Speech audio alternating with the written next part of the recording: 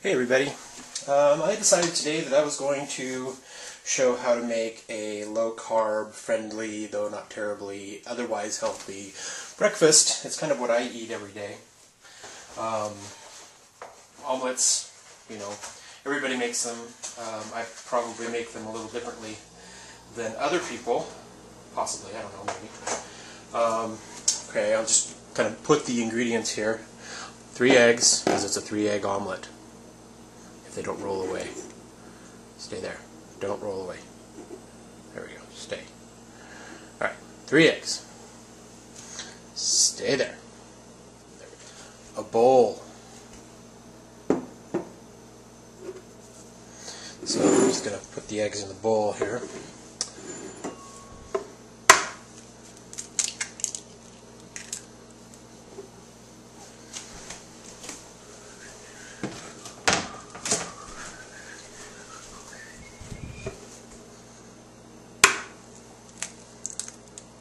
I hate getting eggshells in my omelet.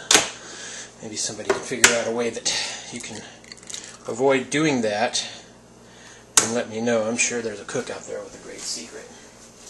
Alright, so now we're going to mix this up.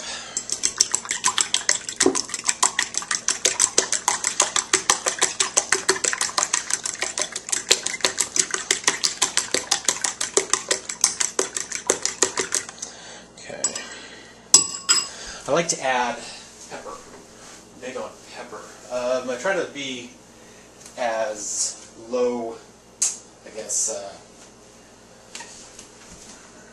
salt as I can. I mean, you really don't want to put salt in these because there's so many other ingredients that have salt in them, like the cheese and the whatever else meat product you're going to add in there.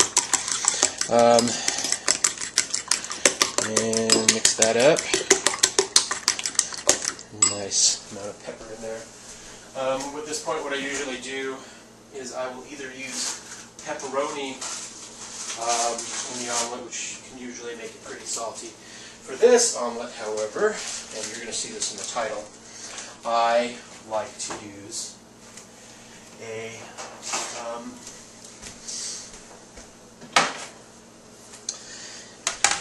hot dog. This is a hot dog omelet. And I know that sounds weird, and it sounded weird to me when I thought of it. It was one of those things where I need meat in my omelet. I just can't have a normal, everyday omelet. So I need meat. What I wound up doing was there was a hot dog in the refrigerator too, I guess. And I said, okay, well, hot dog is meat. And you know what? It turned out to be a pretty darn good omelet. Just slice it up like this.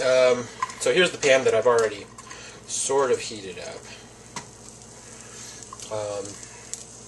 And I will put a layer of hot dogs in the pan so that they can kind of brown on one side. The ends, make sure the ends are face down.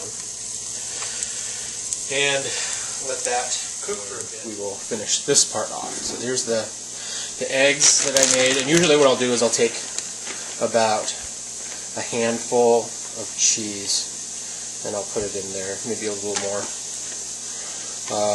Kind of comes out kind of a haystacky sort of thing. So you've got pepper. Basically all this is pepper. And then you put a little water in it. I put about a handful of water. I realize that I probably should use a cup, but you know, that's the way the kitchen works. And mix that up. The reason I put the water in there is because even though the egg has water content, it seems like it just creates better steam because I kind of steam the top of the omelet. Bounce them around a little bit. Basically, you just want to make them hot. You could probably do that within the omelet itself, but I'd rather have them hot going in. And I like to have them a little browned on one side, but usually they're pretty browned after they're cooked in the omelet. So Then I'll take those and I'll put them in the, just kind of dump them in the sauce there. Oops, and then that goes back there. And then we just kind of give that a little stir.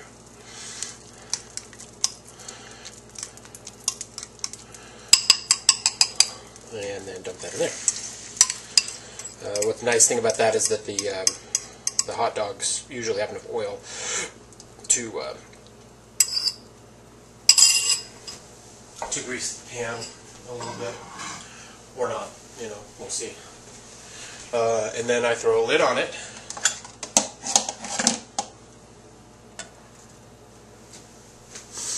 And we wait. Okay, so we've let it cook for a bit now. I'm afraid that my prediction about the amount of oil that I would need, actually seems to be fine. You just get to wiggle your spatula underneath it, and then you just kind of pour what's on the top off. This can be messy, so be prepared. And flip it over. I don't have yet to figure out a way to make that less messy. If you let it cook a little bit longer, you run the risk of burning the bottom part of it, but then you can just flip it without getting a mess all over the stove. And then let it cook like this for probably another minute or two. And what it'll do is it'll fluff up. And really it doesn't need this lid anymore. Yeah, what it'll do is it'll kind of... There's this thing. I'm going to just do this while I've got this here while you're listening. There's a thing about ranch dressing. I like ranch dressing for vegetables, and I've been using this brand, which I get at Winco. It's High Top is the name of the brand, which is a very generic sort of brand. I have all of the fancy brands, Hidden Valley Ranch and all that stuff. Taste terrible to me. I don't know what they do. I gained a love for ranch dressing when I was in high school, and they had it on everything. And that was really good. It was like industrial, low-cost ranch dressing, and it was delicious to me. And so I found this, and this is the only one that I've ever seen. I can't really get this to focus in, which kind of sucks, but it's a 1 carb, and that's really nice. 1 carb per serving, which serving is 2 tablespoonfuls. That's pretty good. I mean, as far as, having it with a meal, good carb count. So, and it's cheap. And the other stuff is way more carbs in it. I don't like sweet ranch dressing, and I think that's people. They must assume that people do, or they must have done some kind of